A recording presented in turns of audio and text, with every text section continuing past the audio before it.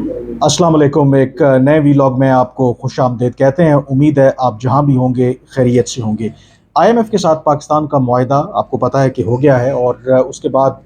एक हफ्ते के अंदर ही पाकिस्तान में जो ज़र मुबादला के ज़खायर हैं वो जो तकरीबन 4 अरब डॉलर के आसपास थे, वो अब बढ़कर 8.5 अरब डॉलर हो गए। यानी कि एक हफ्ते के दौरान कोई 4.2 अरब डॉलर का पाकिस्तान के जो ज़र मुबादला के ज़खायर हैं उसमें इजाफा हुआ है। उसमें जो सबसे बड़ा ऑब्वियसली कंट्रीब्यूशन सऊदी अरेबिया ने 2 अरब डॉलर, यूएई ने 1 अरब डॉलर, और फिर जो एग्जेक्टिव बोर्ड है आईएमएफ का, जब उसने बाकायदा तौर पर स्टाफ लेवल एग्रीमेंट की मंजूरी दी तो पाकिस्तान को आज 1.2 अरब डॉलर की जो नई किस्त है वो भी जारी हो गई है। लेकिन ये खबरें तो आप देख ही रहे हैं, और उस किन शराइत के ऊपर पाकिस्तान को ये आईएमएफ का मुआहदा जो है वो नया मुआहदा किया गया है, वो भी तमाम चीज़ें वो पब्लिक हैं। लेकिन मैं आपके साथ इस मुआहदे के हवाले से उन मामलात के ऊपर बात करूंगा जो पब्लिक नॉलेज में नहीं है। आप या कह सकते हैं कि पाकिस्तान की अ, अमेरिका के साथ इस सारे मामले के ऊपर क्या खुफिया अंडरस्टैंडिंग हुई है। क्योंकि अगर आप देखें, जब पाकिस्तान का आईएमएफ के साथ ये नया स्टैंड बाय एग्रीमेंट हुआ है तो उसके बाद एक गैर मामूली बात है कि जो अमेरिका के वज़ीर ख़ारजा हैं एंथनी ब्लिंकन, कल उनकी तरफ से बाकायदा तौर पर ट्वीट किया गया और उन्होंने ये कहा कि अमेरिका समझता है कि पाकिस्तान इस वक्त एक मुश्किल दौर से गुजर रहा है, और उन्होंने खैर मकदम किया कि जो आईएमएफ और पाकिस्तान के दरमियान मुआहदा हुआ है, और इस तवक्को का भी इजहार किया कि पाकिस्तान जो आईएमएफ के साथ मुआहदा है उसमें जो इक़दामात पाकिस्तान को सजेस्ट किए गए हैं उन पर अमल दरामद करेगा। ये गैर मामूली बात है। इससे पहले भी मेरे ख्याल में पाकिस्तान के आईएमएफ के साथ मुआहदे होते रहे, लेकिन कम ही ऐसा हुआ है कि अमरीकी वज़ीर ख़ारजा बाकायदा तौर पर उसके ऊपर तबसरा करें। अब वो क्यों तबसरा कर रहे हैं, आई थिंक इसी के अंदर एक खबर है। क्योंकि अमेरिका ने बहुत एक मरकज़ी किरदार अदा किया है इस प्रोग्राम को थ्रू करवाने में। और अगर आप आईएमएफ की कॉम्पोजिशन देखें और आईएमएफ के अंदर जो वोटिंग पैटर्न है उसमें जो सबसे ज़्यादा शेयर्स जो हैं वो अमेरिका के ही हैं। और इसीलिए जो अमेरिका का जो वोट है, या अमेरिका जब अपना जो वज़न जिस पलड़े में डाल दे तो यकीनी तौर पर फिर आईएमएफ उससे कोई रूगर्दानी नहीं कर सकती। तो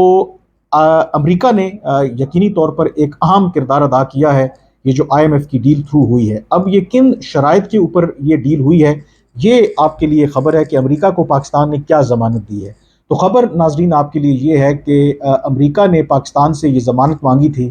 कि जो आइंदा होने वाले इंतखाबात हैं उसमें किसी किस्म की ताख़ीर नहीं होनी चाहिए, या उसके अंदर कोई जो गैर कानूनी या अनकॉन्स्टिट्यूशनल काम नहीं होना चाहिए। तो पाकिस्तान ने ये जो आईएमएफ का मुआहदा हुआ है इसके एवज़ अमेरिका को ये यकीन दहानी कराई है कि पाकिस्तान में जो इंतखाबात हैं वो अपने वक्त पर ही होंगे, और ये अमेरिका को पाकिस्तान ने यकीन दहानी कराई है। इसकी वजह से ही फिर पाकिस्तान की जो आईएमएफ के साथ डील है वो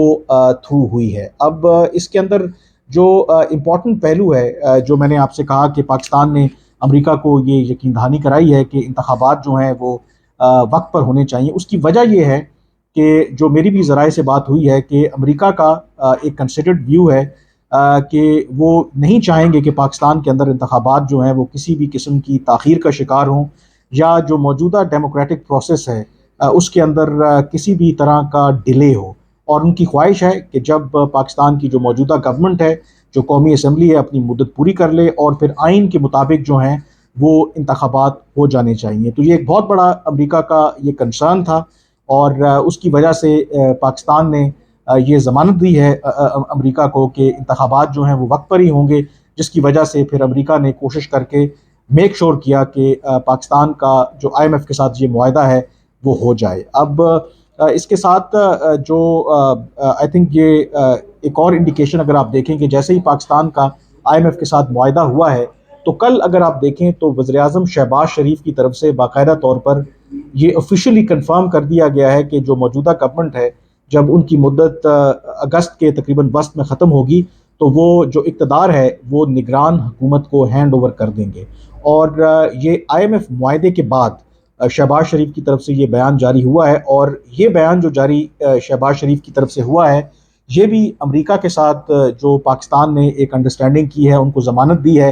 اسی تناظر میں دیا گیا ہے، اور جب معاہدہ ہو گیا ہے تو وزیر اعظم شہباز شریف نے باقاعدہ طور پر یہ کہا ہے کہ جب یہ حکومت اپنی مدت پوری کر لے گی تو نگران حکومت کو اقتدار سونپ دے گی، اور پھر الیکشن کمیشن کے اوپر ڈیپینڈ کرتا ہے کہ وہ کب انتخابات کی تاریخ کا اعلان کرتے ہیں۔ تو یہ ایک سگنیفیکنٹ ڈیولپمنٹ ہے، کیونکہ اس سے پہلے اگر آپ دیکھیں تو جو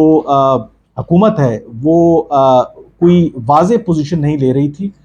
کہ اسمبلیوں کی جو مدت پوری ہو رہی ہے کہ انتخابات کب ہوں گے۔ بہت سے سوالات اٹھائے جا رہے تھے کہ شاید جو کیئر ٹیکر سیٹ اپ آئے گا تو وہ کیئر ٹیکر سیٹ اپ جو ہے وہ شاید جس طرح پنجاب اور کے پی کے اندر ایکسٹینڈ کر رہا ہے وہ ایکسٹینڈ کرتا رہے گا، لیکن یہ جو آئی ایم ایف کا معاہدہ ہوا ہے اور پھر امریکہ کے ساتھ پاکستان کی جو انڈرسٹینڈنگ ہوئی ہے اس کے تحت تو کم از کم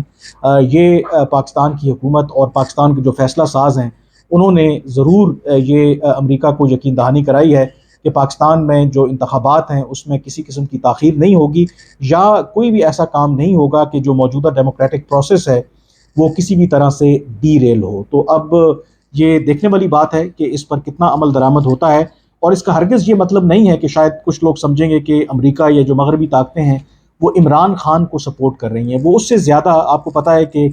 امریکہ کے اندر جس جماعت کی حکومت ہے ڈیموکریٹ، وہ جمہوریت کو لے کر کے کافی کنسرن رہتے ہیں باقی دنیا میں، اور ایک ان کا ہمیشہ سے کنسرن رہا ہے، اور ان کو لگتا ہے